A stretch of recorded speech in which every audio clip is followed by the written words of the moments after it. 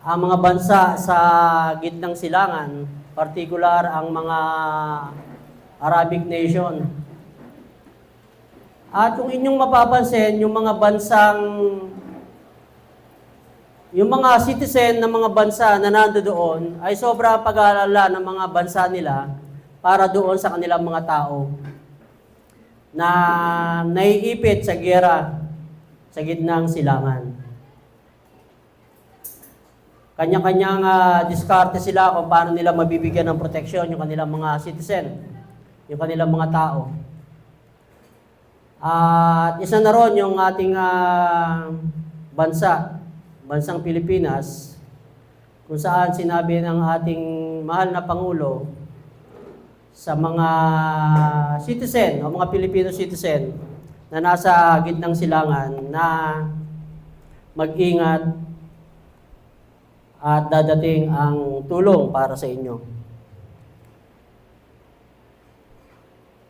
Mga kapatid, kaya ko po ini-intro ang mga bagay na ito. May kaugnayan po yan sa topic natin today about citizenship.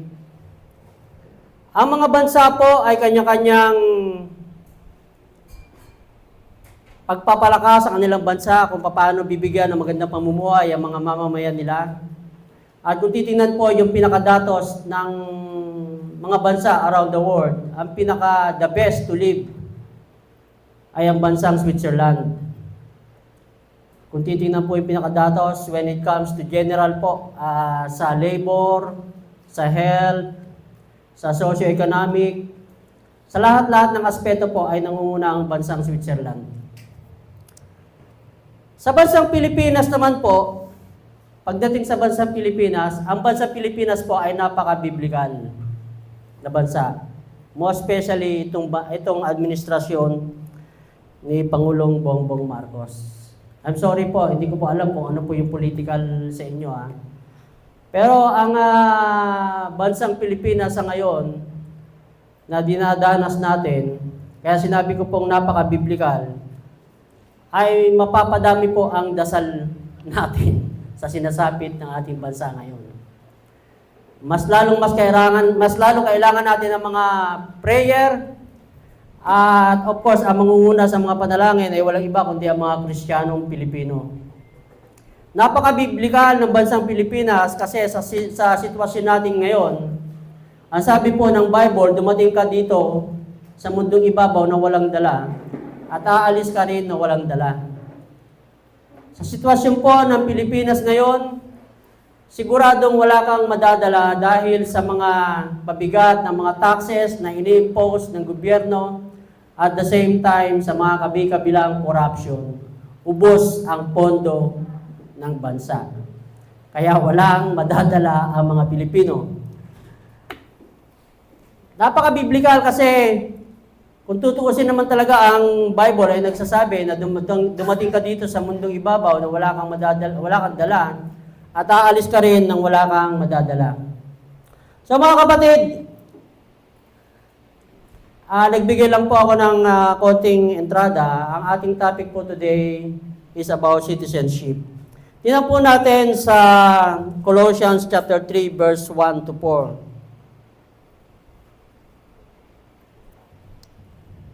Kapatid na Kevin? Colossians chapter 3 verse 1 to 4. Dito po tayo kukuha ng ating mga points.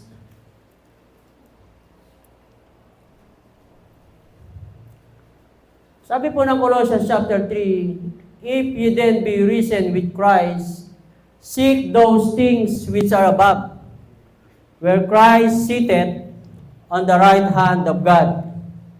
Verse 2, set your affection on things above, not on things on the earth. Then verse 3, for you are dead and your life is hid with Christ in God.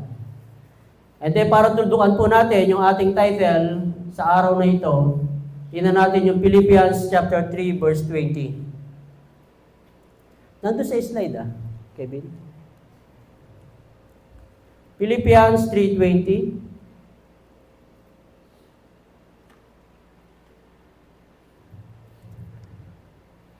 But our citizenship is in heaven, and we eagerly await a Savior from there, the Lord Jesus Christ.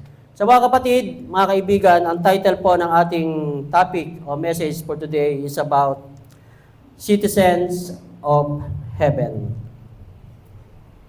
Number 1 point, ang sabi po ng verse 3, ang number 1 point po natin is the characteristic of citizens of heaven. Ano po ba yung mga karakteristik ng isang tunay na mamamayan ng langit? Tingnan po natin doon sa verse 3. Ang sabi po ng verse 3, "For you are dead, and your life is hid with God in Christ." So number 1 karakteristik po, mga kaibigan, mga kapatid, para malaman mo o ng mga tao sa paligid mo na ikaw ay isang mamamayan ng langit o citizens of heaven, number 1, the characteristic is dead. Dead. Hindi po physically dead. Dead spiritually po, mga kapatid, mga kaibigan. Ang sabi po ng verse, "For you are dead and your life is hid with God in Christ."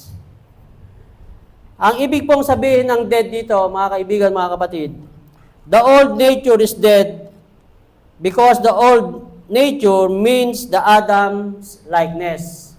Yung old nature po kasi natin ay ito po yung mga bagay na kumukonsumo, meaning yung flesh po ng isang tao. Ito po yung bagay na kumukonsumo ng kasalanan ng isang tao. Kaya ang number 1 pong karakteristik dapat ng isang mamamayan, ng isang tagalangit, ay dapat makita sa kanya na siya ay patay. Patay yung kanyang hindi physically na patay po, hindi po physically na patay, kundi physically, kundi yung kanyang old nature o Adamic nature ay dapat patay na. Dahil yung Adamic nature po ay wala pong iniintindi itong Adamic nature, yung old nature na tinatawag, ang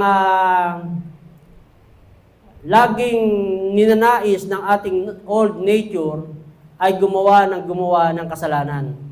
Ang sabi nga ni Pastor, yung ating flesh o yung ating old nature, ito po ay sin addict. At hindi po natin itong kayang labanan kung hindi po dadating ang Diyos sa ating buhay. Hindi po natin itong kayang labanan sa pamamagitan ng mga pagsunod sa law o sa batas. Dahil ang Bible din ay nagsasabi na ang batas o ang law ay ang kalakasan ng kasalanan. Tingnan natin sa 1 Corinthians chapter 15 verse 56.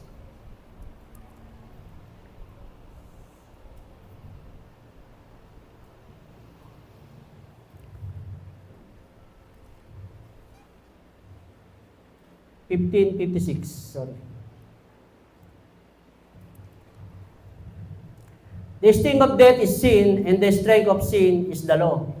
So mga kapatid, mga kaibigan, ang nagpapalakas sa kasalanan ng isang tao ay walang iba, kundi ang law, o ang tinatawag na pagsunod doon sa law. Wala pong tao na makakasunod sa mga batas ng Diyos. Ibinigay po ang batas para makilala ang kasalanan. According sa Romans chapter 7, verse 7, tingnan natin, kapatid na Kevin. Romans chapter 7, verse 7. "What shall we say then? Is the law sin? God forbid. Nay, I had not known sin, but by the law." Ayan po sabi ni Apostle Paul, "For I had not known lust, except the law had said." So mga kapatid, kaya po nalalaman na ang isang bagay ay isang kasalanan dahil po merong batas na itinatag. Meron pong batas na panuntunan para ipahayag sa isang tao na masama yan, huwag mong gawin yan. Ang masaklap, mga kaibigan, mga kapatid, sa Old Testament meron pong 10 Commandments, pero ito po ay kinumpos lang na 10 Commandments, kumbaga pinaiksi lang, para doon sa 613 na commandments ng Biblia. 613 po ang total ng mga commandments sa Bible. At wala pong sino mang tao na makakatupad sa lahat ng mga commandments ng Biblia. Lagi po natin tatandaan na kahit matupad mo yung 9 na 10 commandments, pero sumablay ka sa isa, nagkasala ka pa rin.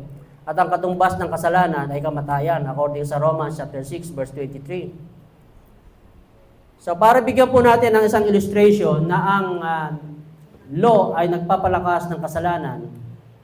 Sa isang hallway, merong isang butas na hindi naman pinapansin dati ng mga taong dumadaan doon. Merong isang butas na hindi naman kalakihan, pero sakto lang para makasilip ang isang tao.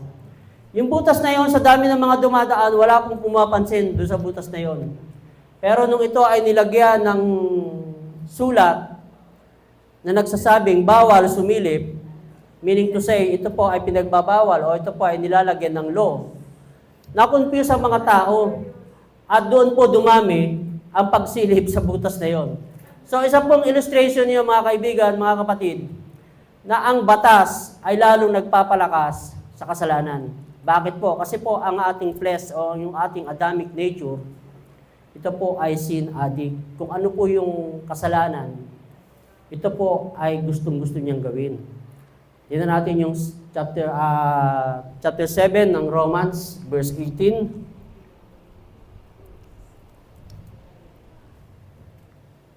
Romans 7:18. Sabi ni Apostle Paul, "For I know that in me, that is in my flesh, dwelleth no good thing. For the will is present with me, but how to perform that which is good I find not." So wala siyang makitang mabuting dahilan o mabuting bagay sa kanyang laman. Tuloy natin sa verse 19. "For the good that I would, I do not." Yung gusto kong gawin na mabuti ay hindi ko ginagawa.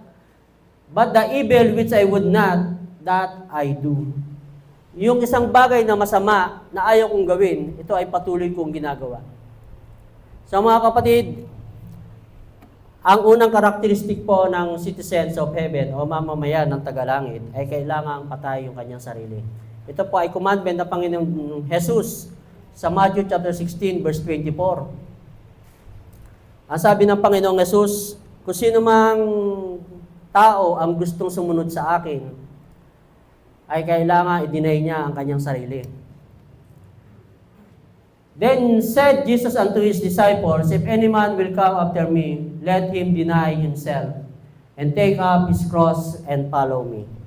Mga kaibigan, mga kapatid, the nature of the Adamic nature is characterized by a tendency to serve self rather than God.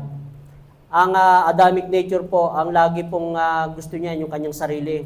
Gusto niya na siya ay laging pinupuna, gusto niya na ang sentro ng spotlight nasa kanya. Gusto niya na siya ay laging pinupuri.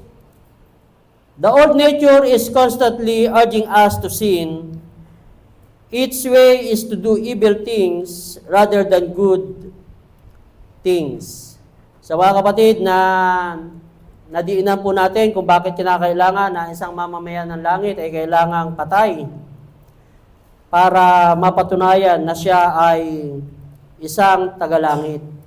To serve self is the only capacity of the old nature, self-centered life. Kaya nga yung, kung mapapansin po natin, yung word na sin, ang sentro po nito ay letter I.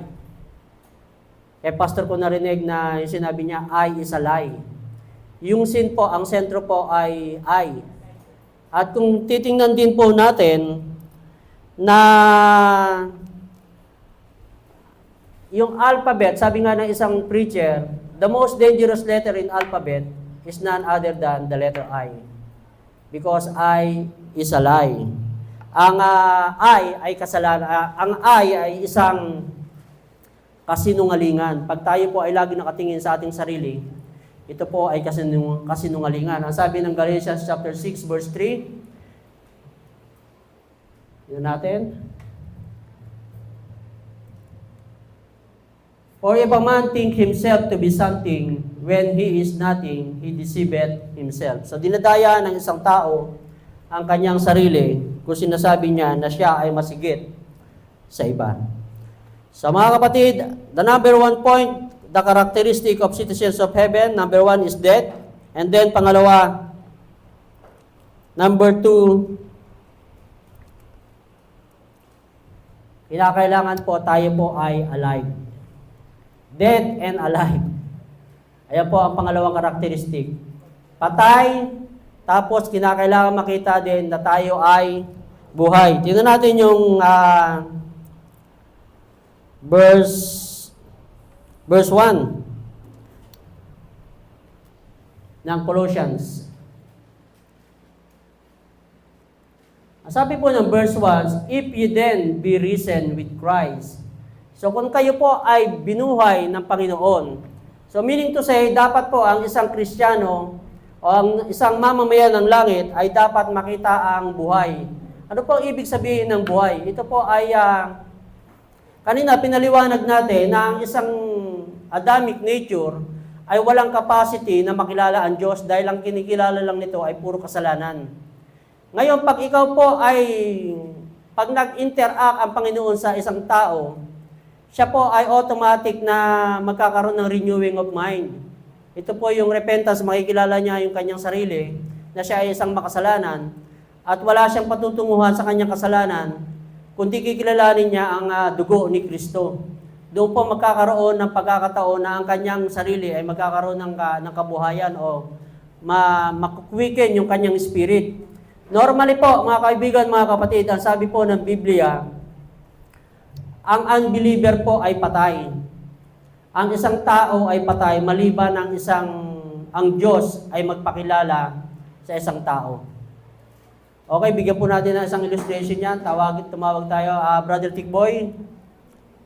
Kailangan kita dito, si Brother Jom, at saka si Brother Leo. Mabilis lang na isang illustration kung paano po natin papakita na kinakailangan makita ang isang tao na siya po ay buhay para madiin na natin yung ating points na karakteristik.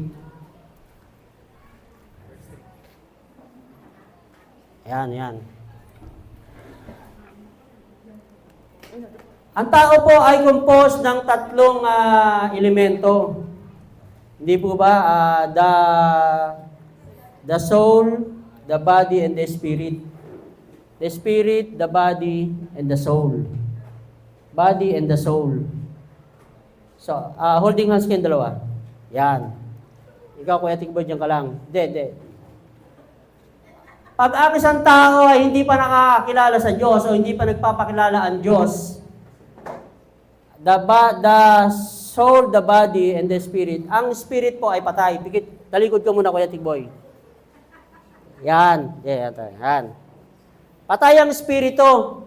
Ang namumutawi lang po sa isang tao ay itong dalawa, yung body and soul. Kaya po the body and soul, baliktad, the soul and the body.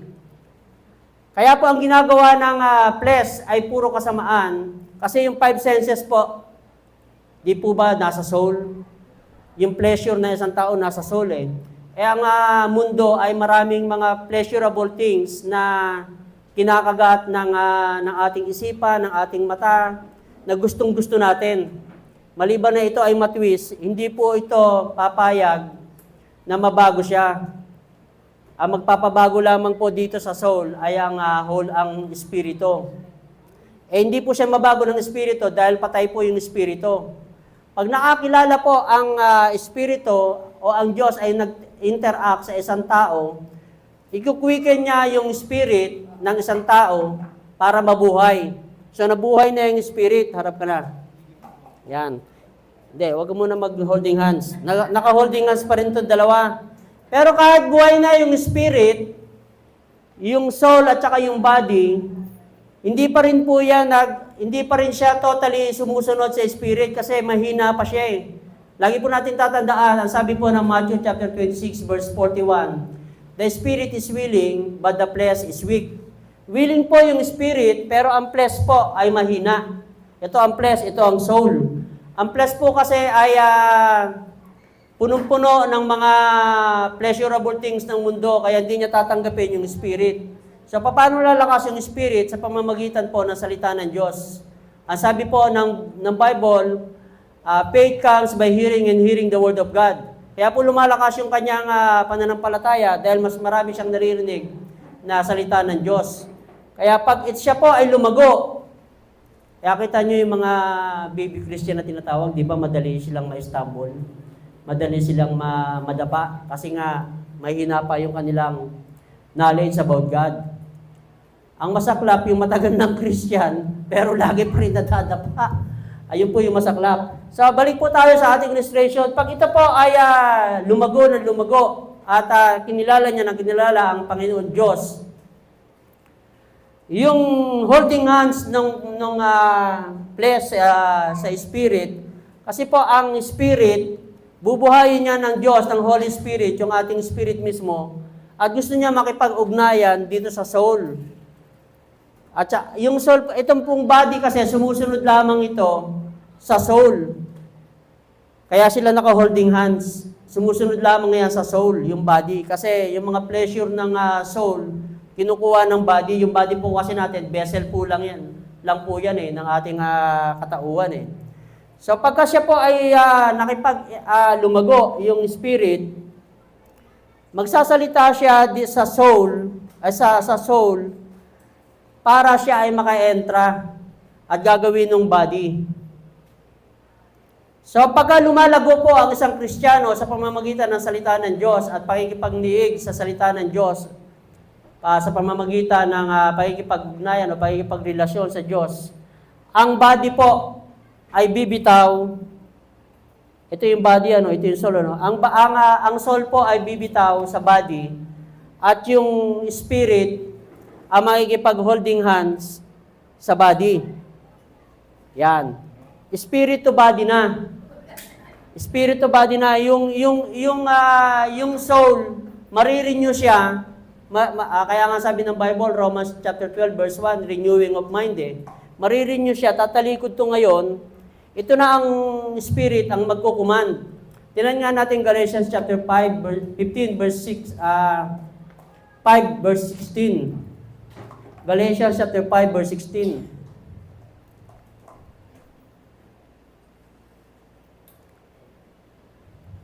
Galatians 5:16.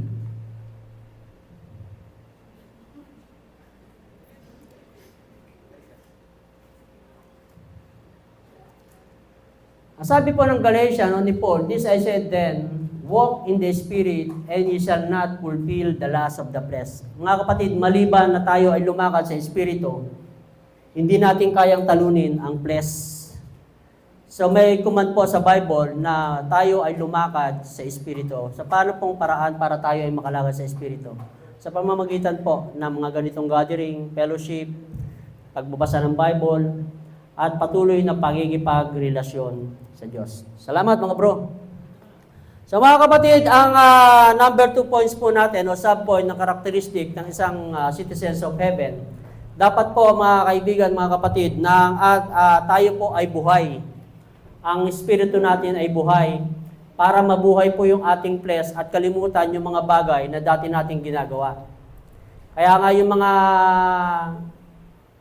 tinatawag na Kristiyano, di ba, tumatalikod na sila doon sa mga dati nilang bagay na ginagawa. Dating manginginom, dating barumbado, nagbabago sila dahil nabuhay yung kanilang espiritu at sila ay gusto nang lumakad sa pamamagitan ng Holy Spirit. Amen, mga kapatid, mga kaibigan. Ang sabi po ng Bible, Ephesians chapter 5, verse 14, therefore it says, awake, O sleeper, and arise from the dead, and Christ will shine on you. Ang sabi naman ng Colossians chapter 3, verse 12, therefore as God's chosen people, holy and dearly beloved, clothe yourselves with compassion, kindness, humility, gentleness, and patience. So mga kaibigan, mga kapatid, ang gusto na ngayong gawin, dahil ikaw ay nabuhay na, ang gusto nang gawin ng isang tao ay sundin yung fruit of the Holy Spirit. Hindi po ba? Ayun na ang gusto nating gawin sa mga pagkakataon na tayo ay nagkaroon ng buhay sa pamamagitan ng Diyos. And then number 2 points. Number 1 is the characteristic, the characteristic of the citizens of heaven, dead and alive. And then number 2 points, the consequences of citizens of heaven. Ano po ba yung mga consequences nun? Tingnan nga natin sa verse 1 ng Colossians.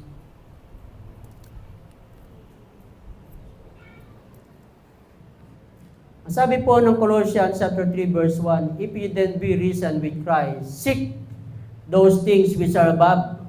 Seek those things which are above. Ngayon mga kapatid, mga kaibigan, ang number 1 consequence ng isang taong mamamayan ng langit, ang kanyang hinahanap na ay yung mga bagay na panlangit. Kung dati po na tayo ay ang pinapahalaga natin yung mga bagay na makalupa, nung tayo po ay nabuhay mula sa pagkapatay, ang consequence po nito sa ating katawan o sa ating pagkatao, ang hinahanap na po natin now ay yung mga bagay na may kinalaman sa gawain ng Diyos. Kaya po tayo nandito ngayon dahil ito po ay isang pakikiisa na ang hinahanap natin ay ang gawain ng Diyos. Amen? Seeking obediently. Number 1 subpoint, ang consequence po ng isang mamamayan ng isang tagalangit, siya ay obedient na sumusunod o naghahanap sa mga bagay ng Diyos sa kanyang buhay. Lagi po natin tatandaan, ang sabi po, seeking obediently. Normally po sa isang tao na ayaw niyang sumunod. Matigas ang ulo ng isang tao eh. Lalo pagka, hindi po sinabi dito na seeking lang o seek lang, kundi merong kasunod na obediently na tayo dapat ay sumunod. Dapat tayo po ay, habang naghahanap sa mga bagay ng Diyos, tayo po ay sumusunod sa mga bagay ng Diyos. Hindi lamang natin hinahanap, kundi ito po ay sinusunod natin sa pamamagitan po ng pakikipag-fellowship, pakikipag-relasyon sa pamamagitan ng pagbabasa ng Bible at sa iba pang bagay, lalong-lalo na kung ito po ay may kaugnayan sa gawain ng Diyos. We are after things of God as a priority over the things of this world. Ang sabi ng Jeremiah chapter 29 verse 13, kung sino man tao ang naghahanap sa akin, na tao sa kanyang puso, matatagpuan niya ako. Ayun po ang pangako ng Biblia. Ang sabi naman ng Proverbs chapter 8 verse 11, for wisdom is more precious than ruby, and nothing you desire can compare with her. Ngayon mga kaibigan, mga kapatid, ang dinidesire na natin ay yung mga bagay na makalangit. Hindi na yung dati nating panuntunan sa ating sarili. Kundi tayo ay may mga bagay na gusto nating gawin. Hindi yung mga bagay na naka-align sa ating will, kundi yung mga bagay na naka-align sa will ng Panginoon Diyos sa ating buhay. And then number 2, seeking obediently means worship, quiet time, Bible reading, and fellowship. We always prioritize the things because we are not entangled with the affairs of this world. Ang sabi nga, wala na tayong pagkakataon na mabuhol o makompromiso sa mga affair ng mundong ito. Kasi ang ating mundo ay hindi na tayo taga dito. Namulat na tayo na ang ating pagka-citizenship ay hindi na dito sa mundo, kundi tayo ay taga-langit. Kaya ang dapat nating gawin ay yung mga bagay na ng langit. Number 2, subpoint, kanina seeking obediently, Pangalawa, setting affection. When you say setting affection, ito po yung Yung nai-inlove ka sa salita ng Diyos, nai-inlove ka sa mga bagay ng Diyos, especially sa Diyos mismo. Ang isang illustration nito, mga kaibigan, mga kapatid, ay yung pag ikaw ay merong minamahal, babaan lang natin ng konti yung ating illustration, ano? Pag ikaw ay merong jowa o merong kang girlfriend o boyfriend na bago pa lamang kayo, lagi siyang laman ng isipan mo. At sa bawat kwarto o bawat poste ng kwarto ninyo, siya ang nasa isip mo. Ganun po yung setting affection, yung isang illustration ng setting affection. Isang simpleng illustration na nagpapahayag na ikaw ay in love sa Diyos. One manifestation of heavenly citizenship is placing your minds and thoughts on heavenly things, meaning you are in love of God. Occupied na yung thoughts mo ng mga bagay na nai-inlove kang mas lalo pag ikaw ay nakakarinig ng salita ng Diyos o nare-realize mo yung mga bagay na ginawa ng Diyos sa buhay mo.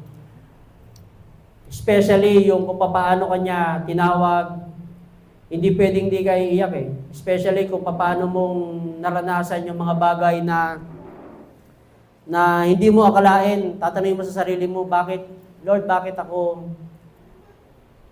nasa isip mo before the foundation of this world? Hindi po ba ang sabi ng Bible, ikaw ay pinili before the foundation of this world? Pagka ninilay-nilay po natin yung talata na yon, at tinanong natin yung ating sarili, bakit sa kabila ng aking kasamaan o mga katarantaduhan ng mga pinagagawa noong araw, bakit mo ako pinili, Lord? Bakit mo ako ginawang citizens of heaven? Bakit mo ako gustong makasama sa langit? Hindi kayang arukin ng ating isip at puso yung mga bagay na yon. Kaya nga ang sinasabi ng Bible, grace, di ba? Unmerited favor. Grace is unmerited favor. Pag inisip natin yung mga bagay kung bakit kasama tayo sa inihanda ng Diyos sa langit, ay wow ka na lang, sabi nga ni Pastor. Occupied thoughts about God is setting affection. Ang sabi ng Psalms chapter 63 verse 1, sabi ni David, you, God, are my God. Earnestly I seek you, I thirst for you. My whole being longs for you in a dry and parched land where there is no water. So mga kaibigan, mga kapatid, setting affection. Under po yan ng consequence. Consequence ng citizens of heaven. Kanina po, number one consequence ng citizens of heaven is seeking obediently. And then pangalawa, setting affection. Mas nai-inlove tayo sa mga bagay ng Diyos sa ating buhay. Ngayon, ano ba yung bigyan pa natin ng diin yung setting affection, ano?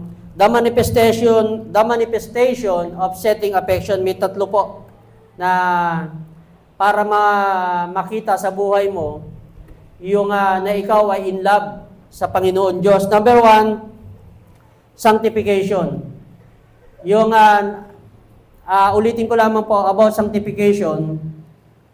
Sanctification, may dalawang things po about sanctification na natutunan natin kay Pastor Noel. Sanctification po, ang unang thing sa sanctification ay yung ating pong pagiging banal, ito ay positional. Positional. And then yung pangalawa po, ito po yung tinatawag na progressive. Tayo po ay nakaposisyon na, minana natin yung kabanalan, kaya tayo ay nagpapakabanal. Hindi po tayo nagpapakabanal kasi gusto nating maging banal. Iba po yun. Kaya po tayo nagpapakabanal kasi po tayo po ay binanal na ng Panginoon. So yung sanctification na tinutukoy natin dito, ito po yung tinatawag na progressive. Tayo po ay nagpapakabanal kasi po tayo po ay binanal na ng Diyos. Sa totoo lang, hindi po natin kaya magpakabanal eh. Ang Diyos lang ang gumawa nito sa ating buhay. Tayo ay ginawa ng banal, kaya tayo ay nagpapakabanal. Iba po yung gusto nating maging banal, kaya tayo nagpapakabanal. Iba po yun. Nakaposisyon na po tayo, kaya tayo lumalakad na doon sa posisyon ng sanctification. Ito po yung tinatawag na progressive. Umiiwas na tayo doon sa mga bisyo, doon sa mga masasamang ginagawa natin dati. Ayun po yung tinatawag na gusto nating magpakabanal. Amen? And then pangalawa po, service. The manifestation of setting affection. Pag tayo po ay in love na sa Panginoon, hindi pwedeng hindi ka makikiisa sa worship. Hindi pwedeng hindi ka makikiisa sa church. Kaya nga lagi natin naririnig kay Pastor Noel, hindi po pwede na isang Kristiyano ay walang church. Hindi matatawag ang isang Kristiyano na isang Kristiyano kung siya ay walang church. Kasi saan ka magsiserve? Diba? May mga nagsasabi na, isa lang naman ang Diyos na sineserban natin. Eh, doon na lang ako didirekta sa Diyos. Sa papaanong paraan? Diba? Lagi natin naririnig yan kay Pastor Noel. So, mga kaibigan, mga kapatid, dapat ang isang Kristiyano, ang isang mamamayan ng langit, dapat meron pong isang church. Dahil ang church po ay extension ng langit dito sa lupa. Amen? And we are bound to serve the church. Serve the brethren. Amen? Service, derived from the word servant. We are now a servant of God. And your will are now according to the will of God to fulfill your mission, your cross. Ang cross po natin, mga kaibigan, mga kapatid, ang ating mission. Ang Panginoong Jesus Christ ay ang kanyang mission ay ang cross. Pero kung titingnan po natin ng isang mas malalim na pagtingin, ang cross po, ang tinutukoy po dito, walang iba kundi ang church. So ganoon din po tayo, hindi po pwede na hindi tayo nagsaserve sa church, hindi po pwede na tayo ay nag-iisa lamang. Yung tinatawag na Lone Ranger Christian, hindi po pwede yun bilang isang Kristiyano. And then pangatlo,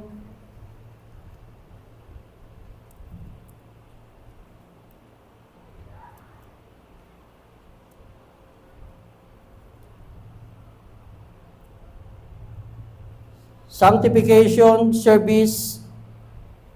Then, pangatlo is sanctification din. So, dalawa lang pa mga kaibigan, ang manifestation ng setting affection. Number 3 points. Abilis lang tayo.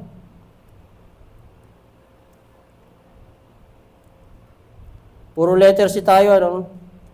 The characteristic, the consequence, and then pangatlo, the consolation. Ang consolation ng isang mamamayan ng langit o citizens of heaven, tingnan natin doon sa verse 3, kapatid na Kevin.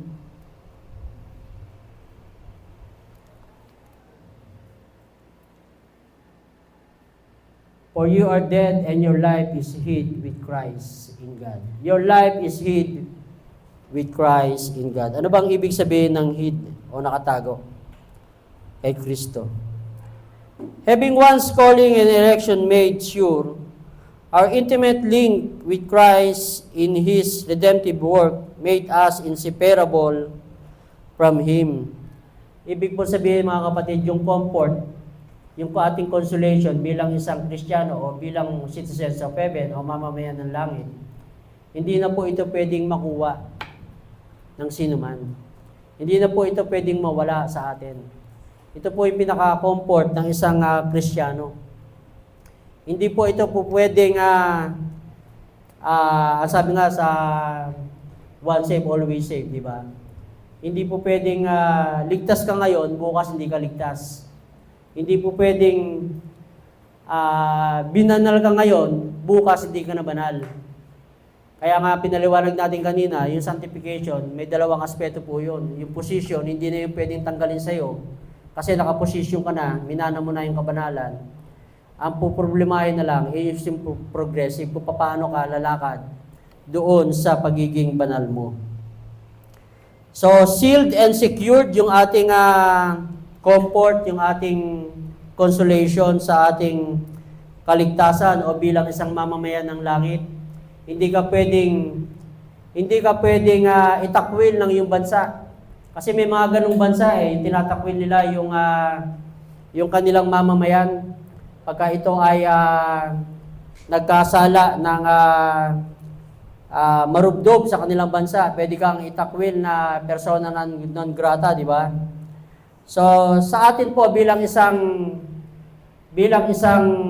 mamamayan ng langit, tayo po ay merong comfort o consolation na ang ating pagkamamamayan ay hindi na pwedeng alisin sa atin. Ito po ay sealed and secured. And then pangalawa po, possession and property.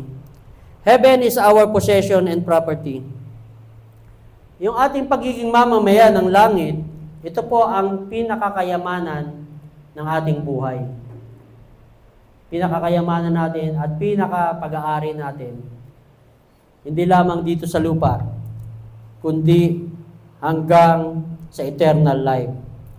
Ang sabi nga ng isang quotation, dito tayo magtatapos, yung mga bagay ng mundo, most especially pagdating sa pera, ito po ay masyadong pinapahalagahan ng isang tao. Doon nila tinitingnan na ito ay kanilang possession and property na hindi po pwedeng mawala sa kanila dahil ito yung pinakakayamanan nila. Pero sa atin bilang isang mamamayan ng langit o citizens of heaven, ang tinitingnan natin ay yung mas ahead sa buhay pa lamang dito sa mundo. Ang sabi kasi ng Biblia, kung ang buhay natin sa mundong ito o ang pag-asa natin kay Kristo ay hanggang dito lamang sa mundo, tayo na ang pinakakawawa. Pero hindi ganun. Ang pag-asa natin ay hanggang doon sa eternal na makakasama natin ang Panginoon Diyos. Makakasama natin siya doon sa inihanda niya para sa atin. Di ba? Sa John chapter 14, sabi niya, maghahanda ako sa inyo ng mga mansion. Di ba? Sabi niya doon. Mga mansion para sa inyo. Di ba? Sabi niya. So, ang pinaka-property po natin at possession natin ay walang iba po, kundi ang heaven.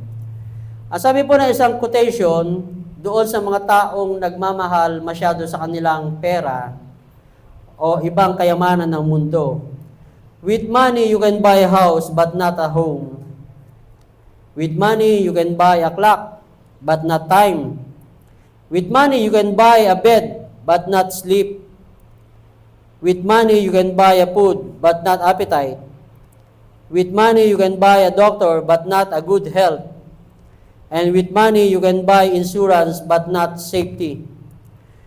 But for us, the citizens of heaven, but with God, even the days of famine, there is satisfaction. Sa atin po, mga kapatid, mga kaibigan, tingnan natin, Brother Kevin, this is Psalm 37, verse 19. Oo, dumadaan tayo doon sa mga trials and temptation ng buhay. Pero hindi lang doon natatapos ang buhay ng isang tao. Ang sabi ng Bible, ang isang taong matuwid, bumagsak man siya ng 7 beses din siyang tatayo. Unlike doon sa isang taong masama, sa kanyang isang pagbagsak, siguradong sira na kagad siya. Sa Psalms chapter 37, verse 19, ang sabi po, they shall not be ashamed in the evil time, and in the days of famine, they shall be satisfied. Meron tayong satisfaction kahit dumadating sa point ng days of famine. Mga kaibigan, mga kapatid, tayo po ay mamamayan ng langit. Ang tanong, mga kapatid, mga kaibigan, sigurado ka ba na ikaw ay citizens of heaven? Parang di sigurado. Amen. Amen, mga kaibigan, mga kapatid. Sigurado ka ba na ikaw ay mamamayan ng langit? Amen. Parang di sigurado Pakitaasan po ang boses ng sigurado. Amen. May passport ka na ba? Dahil ang citizens of heaven, ang langit po ay tumitingin sa pasaporte mo na nakalagay sa puso mo. Ang pasaporte ng isang mamamayan ng langit, makikita sa puso natin. Nandoon ang Panginoong Jesus sa ating puso. Jesus is my passport to heaven. Amen. Tayo pong lahat ay magtayo.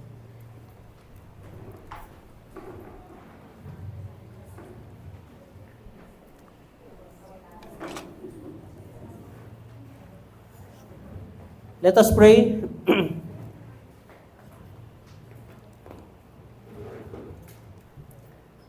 Father God, maraming salamat po, Panginoon, na kami po ay pinaalalahanan mo, na kami ay mga tagalangit.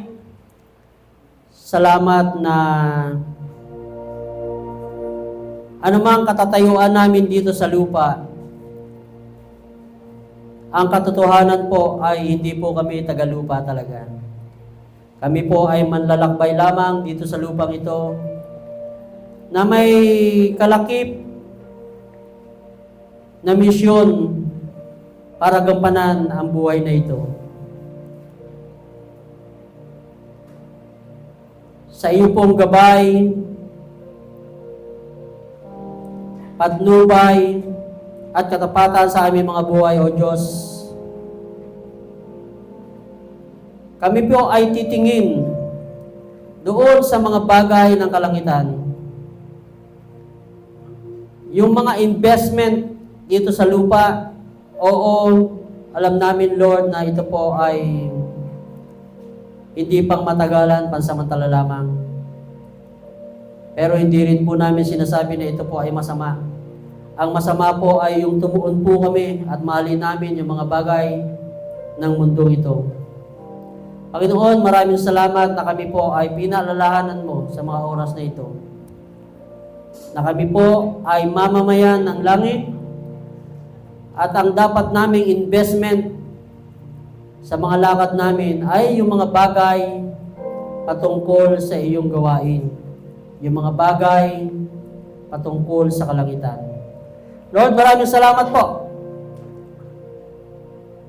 sa hapon na ito na kami po ay may pagsamba, isang bagay na may kinalaman at nagpapatunay na kami po ay citizens of heaven. Thank you so much, O God. Ito po ay dalangin namin sa pangalan ng Panginoong Yesus. Amen.